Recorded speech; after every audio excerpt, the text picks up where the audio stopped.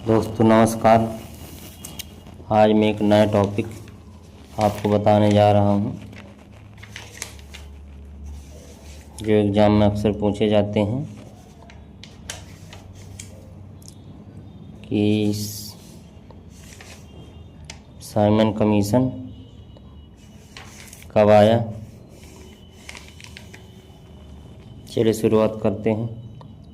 1919 के भारत सरकार अधिनियम में ही यह प्रावधान किया गया था कि इस अधिनियम की प्रगति की समीक्षा के लिए 10 वर्ष पश्चात एक आयोग का गठन किया जाएगा, परंतु भारत में द्वैध शासन की असफलता और भारतीयों द्वारा अधिक स्वायत्तता की लगातार मांग के कारण 10 वर्ष की अवधि के पूर्व ही 8 नवंबर 1927 को एक 7 सदस्यीय आयोग का गठन कर दिया गया।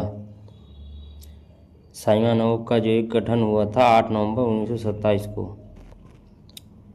जी, सर जॉन साइमन का इस आयोग के अध्यक्ष थे और उन्हीं के नाम पर इस आयोग को साइमन कमीशन के नाम से जाना गया। साइमन आयोग के अन्य सदस्य थे लॉर्ड बर्न दूसरा, Hem earl of Strathcona, Edward Dagan, Bernard Harmsan, C.R. Attlee तथा G.R. लैंडफॉक्स। ये जो है 6 सदस्य थे। इस शुरुआत से फिर से बताने जा रहा हूँ मैं। लॉर्ड बर्न, हेम अर्ल स्ट्रैथकोना, एडवर्ड के डागन, बर्नार्ड हार्मसान, C.R. एटली, G.R. लैंडफॉक्स। साइमन कमीशन के सभी सदस्य अंग्रेज थे, इसी कारण इसे श्वेत आयोग भी कहा जाता था। किसी भारतीय को आयोग में शामिल न किए जाने के कारण आयोग का भारत में बड़े पैमाने पर विरोध किया गया। इसमें कोई भारतीय जो है शामिल नहीं था। इस वजह से इस आयोग का जो है बहिष्कार किया गया। पहला बहिष्कार कहाँ हुआ था? कांग्रेस के मद्रास अधिवेशन में, जिसकी अध्यक्षता M.N. अंसारी जी ने की थी, जिन्होंने पूर्ण इसका बहिष्कार किया। साइमन आयोग 3 फरवरी 1928 को बम्बई पहुंचा और 30 जून 1930 को उसने अपनी रिपोर्ट प्रस्तुत की। क्या प्रस्तुत की?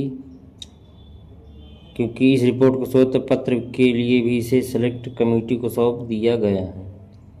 इस समिति के सुझावों के आधार पर ब्रिटिश संसद में एक विधेयक लाया गया जो पारित नहीं होने पर 1935 का भारत सरकार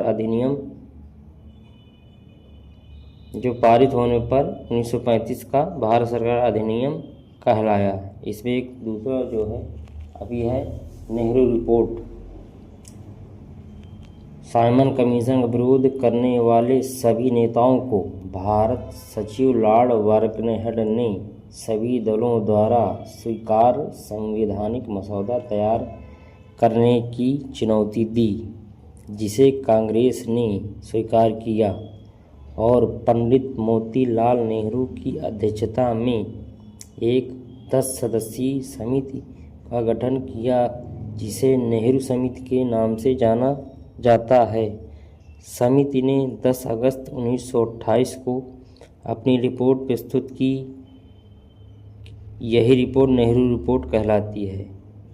इसमें क्या है? इस रिपोर्ट में इसमें पहला एक बिंदु है औपनिवेशिक स्वराज, केंद्र में पूर्ण उत्तरदायी शासन, प्रांतीय स्वतंत्रता, मौलिक अधिकार, देशी रियासतों को केंद्र के अधीन लाया जाना चाहिए, पहले नहीं थी। इस मसौदे में जो है कह रहे हैं कि देशी रियासतों को केंद्र के अधीन लाना चाहिए। सांप्रदायिक निर्वाचन प्रणाली को समाप्त करना चाहिए। सर्वोच्च न्यायालय की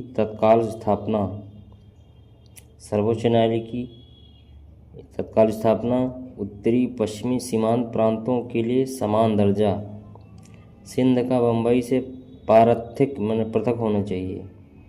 मुसलमानों के लिए आरक्षित स्थानों के साथ समृद्ध निर्वाचन मंडलों का गठन होना चाहिए। देश की प्रतिरक्षा पर विधानसभा का नियंत्रण होना चाहिए। 1928 के कांग्रेस के कलकत्ता अधिवेशन में, जिसकी अध्यक्षता मोतीलाल नेहरू ने की, नेहरू रिपोर्ट को स्वीकार कर लिया गया है, पर अली बंधुओं ने नेहरू रिपोर्ट को अस्वीकार कर दिया।